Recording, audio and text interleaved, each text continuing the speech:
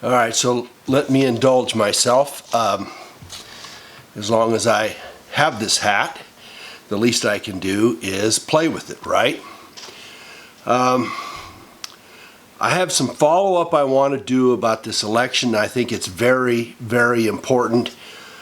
Some of the dialogue that we've had through comments, etc., and from emails sent to me, people don't trust the polls, and they have good reason not to trust the polls because 2 years ago, obviously, the results did not match any of the polls, and there are a number of reasons for it. First of all, Republicans are underrepresented in the polls, and some of that is just because Republicans don't necessarily answer poll requests as much as Democrats do. There was apparently some reluctance by people who voted for Trump to say that that's what they were doing. That's fairly legitimate.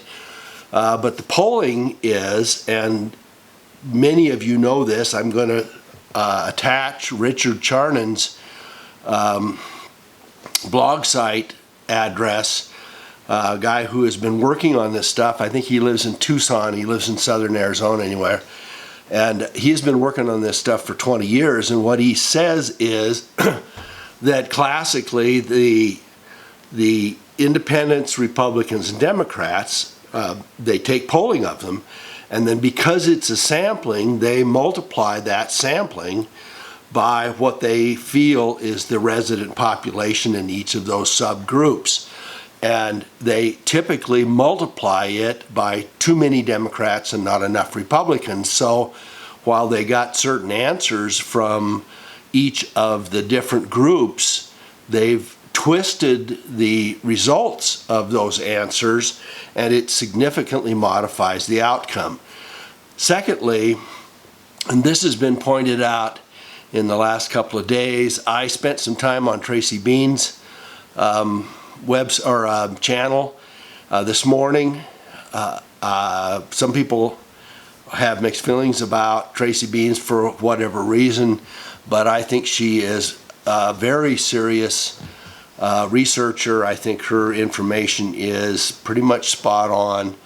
And one of the things that she pointed out is that there's a guy named Larry Schweikert, whose Twitter account, again, I'll attach that to this.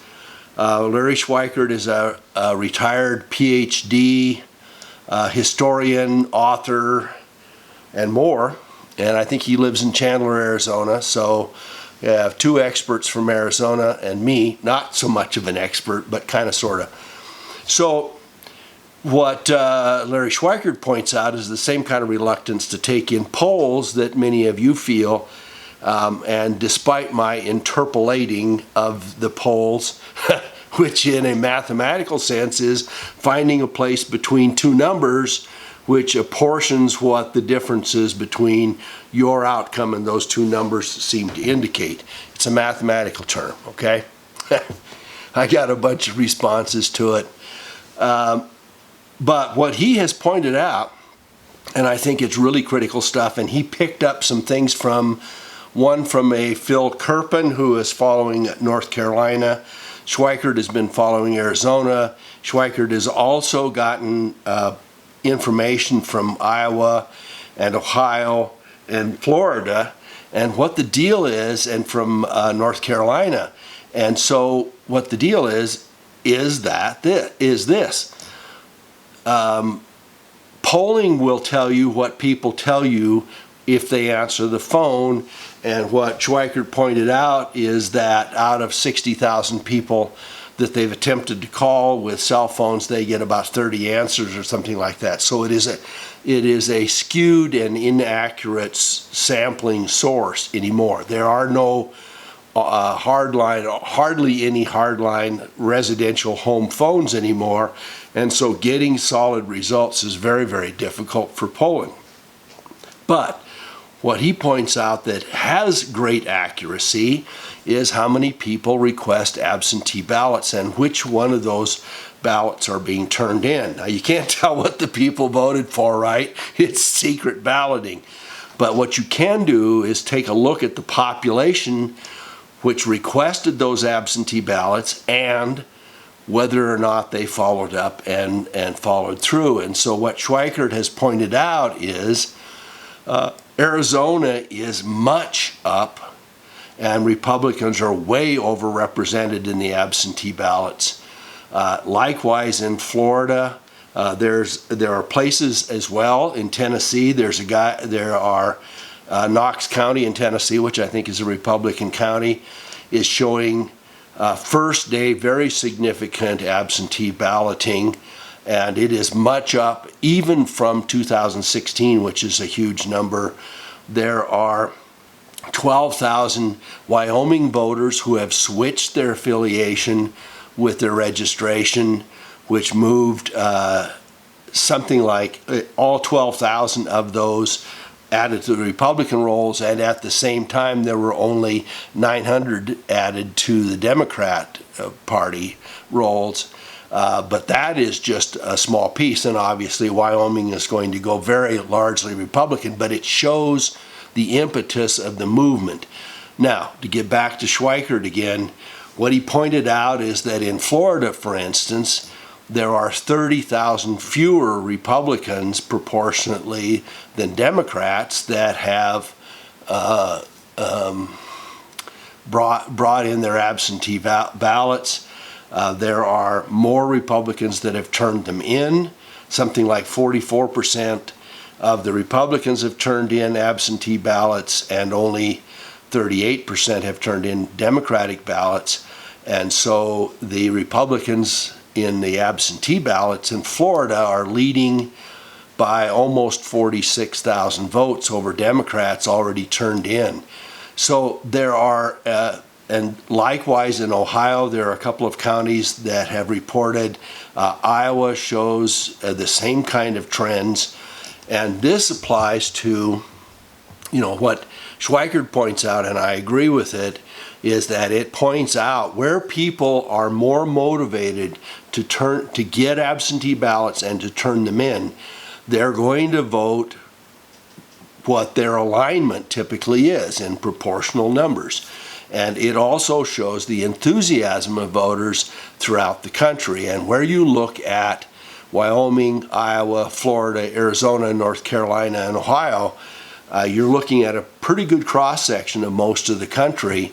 And where they are all up, what it tells you is a couple things. First of all, there's much more enthusiasm post-Kavanaugh on the red side, on the Republican side, than on the Democratic side, on the Democrat side. And secondly, that these polling numbers may be more skewed even this time than they were in 2016. So where we showed the other day, yesterday I guess it was, where we showed that Real Clear Politics and 538 both put, most of these, 12 of these 16 elections, senatorial elections in play, if there are 6 or 8% that twists, the Republican ones where they are at break even in the polls or leading are going to be blowouts, and those places where they're down by 4 to 6 points, they are certainly in play, and perhaps more in play even than we think. And for I pointed out the other day that if you're 16 points down, let's take Stabenow, okay? She is 16 points up in Michigan from her opponent, and she's the Democrat. And what I pointed out was it doesn't take 16% more voters to vote for the Republican, which I think is John Jones, right? It doesn't take that, but if you look at the switch of voters from Stabenow to Jones, if people get talked out of voting for Stabenow and switch, then only 8% have to flip in order to equalize the process up, even assuming, arguendo, that the polls have validity as they are now, even assuming that. So take a look at the Richard Charnon ones. For those of you who are mathematically based and statistically and logarithmically comfortable. His stuff goes clear back to 2000, I think, or more, and he goes through both the every 4-year presidential general elections, but he also goes through the primaries. And his report on the Sanders-Clinton primary shows that there's something like 15 states where somebody had their thumb on the polls for the benefit of Hillary. I think 15 out of 16 states that are statistically out of the bell curve norm, and the more statistically they're out, the more irregular the election has to have been. But 15 of those 16 are in favor of Clinton and against Bernie, which tells most of us that the exit polls, which were relatively accurate, are not predicting the outcomes, because the outcomes have been played with, number one. And number two, the more that those outcomes have been played with, the more unlikely is the exit poll referencing the reported election totals.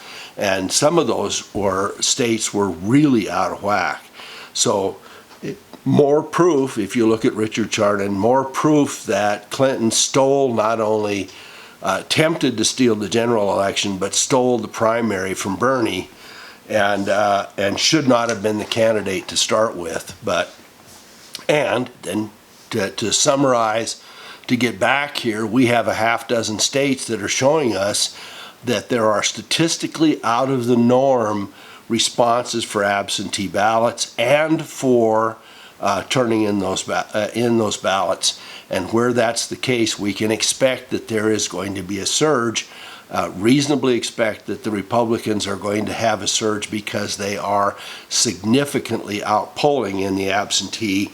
If the absentee ballots are referencing how those people voted, and it seems to be the case, then we're going to have overrepresentation, overvoting of those voting blocks, of the Republican voting blocks, as opposed to the Democratic ones. So for those of us who would like to see this election turn that way, that's really good news. And I think that's pretty much the report. But so I'm going to give you the Schweikert Twitter account, the Charnon account. There's also a black box voting, which shows you how they did fractional voting in the prior elections.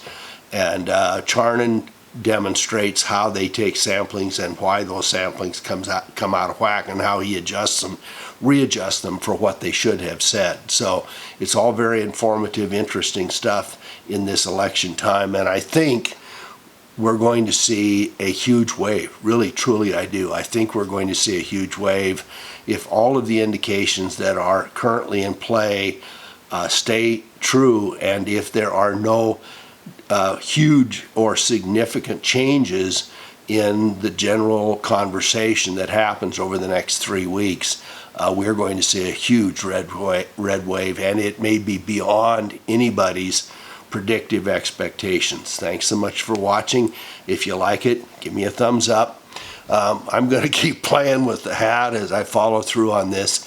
I have been an electoral nerd, and what would they call them? Whatever, there's a term for it.